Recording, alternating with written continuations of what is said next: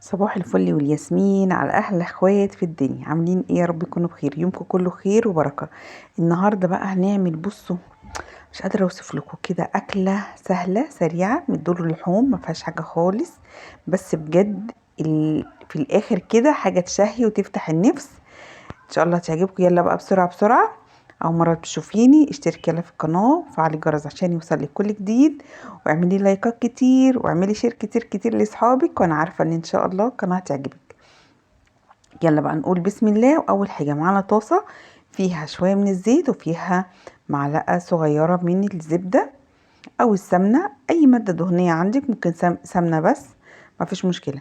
معايا هنا بقى 3 بطاطسيات مبشورين، هم كبار تمام. هنزل غسلتهم طبعا وعصرتهم، وبعدين نزلت بيهم كده بقى على الماده الدهنيه، ومعايا كمان بصلايه مبشوره. وهبدأ بقى اقلبهم كده، واحط كمان الفلفل الرومي، بشر برضو يعني بتاع ايه قرنين 3 كده فلفل رومي كده مفرومين. وقلب بقى يا معلم كل ده كده مع بعضه لحد ما كل ده يدبل كده ويستوي ويبقى ايه. مش قادره اقول لكم، بصي اكنك بتعصجي لحمه كده، بس والله العظيم احلى من اللحمه، اكنك بتاكلي فعلا لحمه بجد. بتعملي ايه يا اميره؟ اقول لك دلوقتي، استني بس ما تستعجليش على رزقك. هقلبهم كده هيدبل كده كله مع بعضه. والبصلايه انا عاملاها مبشوره علشان انا مش عايزاها تبقى واضحه قوي في الخلطه بتاعتنا الجامده دي. بصوا البطاطس هنا هديت كده ودبلت. هبدأ برضه اقلب فيها. انا عايزاهم كده يبقوا ايه، ما يطيروش خالص في السوا، يعني عايزاها تبقى ايه، فيها سكه كده من المضغ يعني القرشه. هنا بقى هتبلها بملح وفلفل وبابريكا وكاري، رشه كده بسيطه من الكاري، وكمان مكعب ماجي او ماجي فوريه. هتحطي كمان شويه بهارات وبس كده يعني. التوابل بتاعتنا مش كتيره وبسيطه، علشان ما تغطيش بس على الطعم بتاعها. مش حابه تحطي الماجي ما تحطوهاش، بس الصراحه بيفرق في الطعم قوي. هظبط بقى بعد الماجي، هظبط الملح بتاعي. اللهم صل وسلم وبارك على سيدنا محمد وعلى اله وصحبه اجمعين. غدانا النهارده بجد والله هيعجبك قوي قوي قوي. جربي كده بقى وهتقولي لي رايك. احنا بنعمل ايه؟ حواوشي البطاطس، بس مش اي بطاطس. وهتقولي بطاطس مهروسه ولا مسلوقه ولا كل الكلام ده. بجد جربي الطريقه دي ان شاء الله هتعجبك.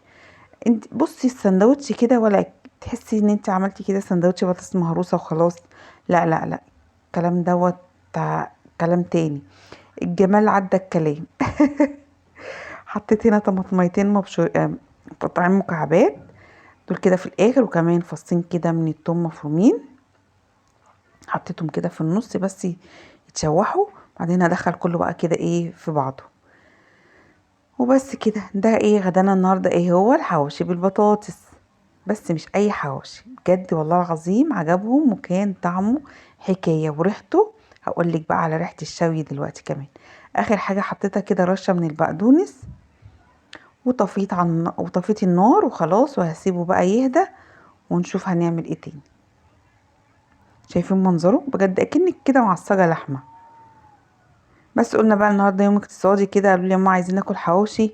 قلت ما كدبتش خبر، نزلت الصبح جبت العيش كده من الفرة، وطلعت قلت بقى يلا نعمل حواوشي، بس مش اي حواوشي، ولا فراخ ولا لحمه. احنا في نص الشهر، اكله كده تنفعك في نص الشهر، في اخر الشهر، في اول الشهر. عايزه توفري وزي الفل. املي بقى كده سندوتشاتك، طبعا كل حاجه مستويه، يا دوبك بس هندي لون كده للعيش وخلاص. ما شاء الله الكمية دي عملت معايا 8 ترغفة حلوين. احنا 4 افراد، كل واحد 2 كده. حابة بقى تعملي جنبيه، عايزة تعملي جنبيه مكرونة بالطماطم، تمام شغال. مش حابة براحتك، هو كده حلو. عايزة تزودي الكمية هتزودي. انا عملت دول كانوا 3 بطاطسيات كبار مبشورين، الصراحة كنت مقطعة 4، بس مرضتش اعملهم بقى، قلت كفاية كده ايه، دول ان شاء الله هيكفوا والحمد لله. زي ما انت شايفه كده ملي. عايزه تحطي جبنه موتزاريلا حطي، جبنه رومي حطي براحتك. والله عندي الجبنه الموتزاريلا وكسلت اجيبها واخش احطها، قلت يلا مش مشكله. معايا بقى طاسه غسلتها، وهحط فيها بقى كده شويه زيت ومكعب زبده، وهبدأ بقى احمر الحواوشي الجميل بتاعنا ده. هتاكلي صوابعك وراه حرفيا. كل يوم بقى نعمل اكل وحيرك كل يوم واخر الشهر والفلوس خلصت. طب يا ستي يلا مش مشكلة، الفلوس تخلص، مفيش بيت مفيهوش بطاطس ومفيهوش فلفل ولا بصل، كله موجود في البيت. يعني غدوة كده ببلاش زي ما بيقولوا. خد لون كده من الوش ده، اديله لون من الوش التاني، وطلعي كده بقى على البقدونس وقدمي الاكل كده بشكل حلو كده وحاجة تفتح النفس. واعملي له كمان فحماية وظبطيه التظابيط كده. شغل فخر من الاخر يعني. انا بقى لقيت نفسي ما بحبش موضوع الطاسه ديت واقعد اعمل على الطاسه، انا بحب ادين كده وادخل الفرن على طول. رحت حاطه الطاسه التانية هناك كده وقلت بقى اشتغل في الطاستين، وكانوا واقفين جعانين جعانين. فيلا بقى خليها علينا. خلصته بقى كده وكنت مولعه على فحمايه، قلت بقى اظبطه كده واديله ريحه الشوي كده وبقى اخليه ما يبقاش كده بطاطس، لا لا لا، ده يبقى كباب. اصبري بس. حطي كده الفحمايه وحطيت بقى بقدونس وقصيته كده 4/4، رشه كده من الزيت، وشمي بقى فحفحه بقى. شمي بقى، ما عنديش يا جماعه فويل، معلش خلصان، ما كانش عندي غير الحته دي، قلت اغطي بقى وخلاص. شغاله يعني، بشيلها احتياطي كده. شايفين مش قادره اوصف لكم الريحه، والله لو التليفون بيطلع الريحه كنت شميته الريحه. وعملت بقى، انا عامله طبعا كميه اكتر من دي على فكره، في طبق تاني على جنب كده دوقتي بقى ابو يوسف قال لي لا بجد جامد. طب يلا بقى عشان احنا قاعدين عايزين ناكل. بص منظره ومليان ما شاء الله، يعني مش فاضي.